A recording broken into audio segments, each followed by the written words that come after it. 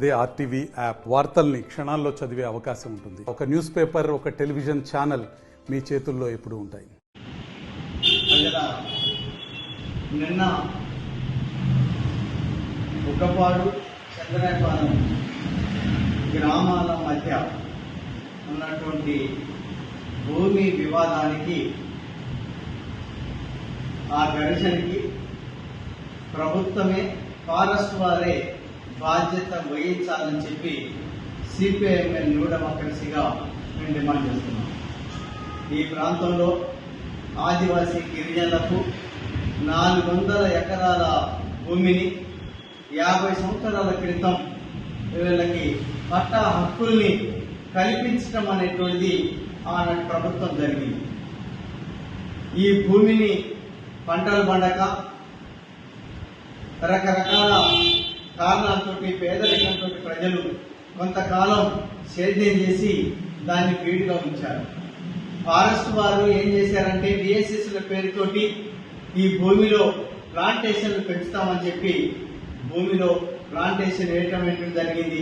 తర్వాత భూమిని నరికి కొంత ఫారెస్ట్ని అమ్ముకోవటం కూడా, జమాన్ని అమ్ముకోవటం కూడా ఫారెస్ట్ వారు జరిగింది. అయితే ఇటీవల కాలంలో చంద్రాయపాలెం, తర్వాత ఉగ్గపాడు గిరిజనులు మాది భూమి అంటే మాదని చెప్పి వీరిద్దరూ వివాదం పడేటువంటి విధంగా ఫారెస్ట్ వారు 2 వర్గాల మధ్య వివాదాన్ని సృష్టించారు. ఈ ప్రజల మధ్య వైరుధ్యాన్ని సృష్టించి ఆ భూమిని ఫారెస్ట్ వాళ్ళు చట్టవిరుద్ధంగా ఆక్రమించుకొని అందులో జమాయిలు పెట్టి వ్యాపారాన్ని కొనసాగించేటువంటి ఒక వైపు ఫారెస్ట్ వారు అనుసరిస్తున్నారు. ఈ మధ్యకాలంలో కొంత జమాయిలు నరికి తర్వాత దాన్ని మళ్ళీ తిరిగి జమాయిలు పెట్టడానికి ప్రయత్నం చేస్తే, అయ్యా మాకు పట్టాలు ఉన్నాయి, ఈ భూమి మాకు చెందుతుంది, మా భూమికి ఇగో ఈ హక్కులు ఉన్నాయని చెప్పి ఉగ్గపాడు గిరిజనులు ఫారెస్ట్ వారికి, ప్రభుత్వానికి విన్నవించుకున్నారు. అయినా ప్రభుత్వం, ఫారెస్ట్ వారు వాళ్ళ విన్నపాన్ని పట్టించుకోకుండా, వాళ్ళకున్నటువంటి చట్టబద్ధ హక్కుల్ని కూడా గుర్తించకుండా నిరాకరించి 2 గ్రామాల మధ్య వివాదాన్ని సృష్టించి తగాదా పెట్టేటువంటి వైపు ప్రయత్నించారు. ఈ తగాదాన్ని అధికాజ్యం పోసినట్టుగా పోలీసులు జోక్యం చేసుకొని సమస్యని సామరస్యంగా చట్టబద్ధతులలో పరిష్కరించినటువంటి కాకుండా పోలీసులు కొంత తొందరపడటం అనేటువంటిది జరిగింది. ఆ తొందరపాటు కారణమే పోలీసుల మీద ప్రజలు తిరుగుబాటు చేయడానికి పరిస్థితి ఏర్పడ్డది. అయినా ప్రజలు సంయమనంతో, ఓపికతోటి వ్యవహరించి ఉండాల్సిందని చెప్పి మేము భావిస్తున్నాం.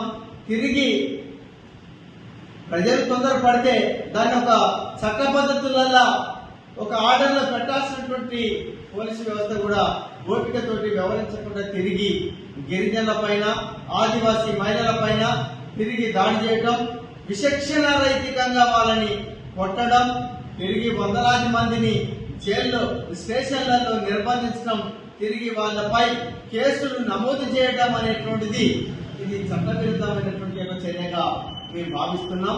ఇప్పటికైనా ఆదివాసీ గిరిజనుల పైన పెట్టినటువంటి కేసుల్ని ఎత్తివేయాల్సిందిగా డిమాండ్ చేస్తున్నాం. అక్కడ ప్రశాంతమైనటువంటి ఒక వాతావరణాన్ని ప్రభుత్వం కల్పించాల్సిందిగా కోరుతున్నాం. చట్టం ప్రకారం ఎవరికైతే పట్టా హక్కులు ఉన్నాయో ఆ భూమిని ఆదివాసీ గిరిజనులకే చెందే విధంగా ప్రభుత్వం చర్యలు చేపట్టాల్సిందిగా మేము ఈ సందర్భంగా కోరుతున్నాం. ప్రజల పైన చేసినటువంటి, గిరిజన మహిళల పైన జరిగినటువంటి ఒక దాడిని తీవ్రంగా ఖండిస్తున్నాం. సమస్యని చట్ట పద్ధతులలో పరిష్కరించేటువంటి వైపు ఆలోచించాలని చెప్పి ప్రభుత్వానికి, పోలీసులకి, ముఖ్యంగా రెవెన్యూ అధికారులకి, ఫారెస్ట్ వారికి విజ్ఞప్తి చేసి చెప్తున్నాం.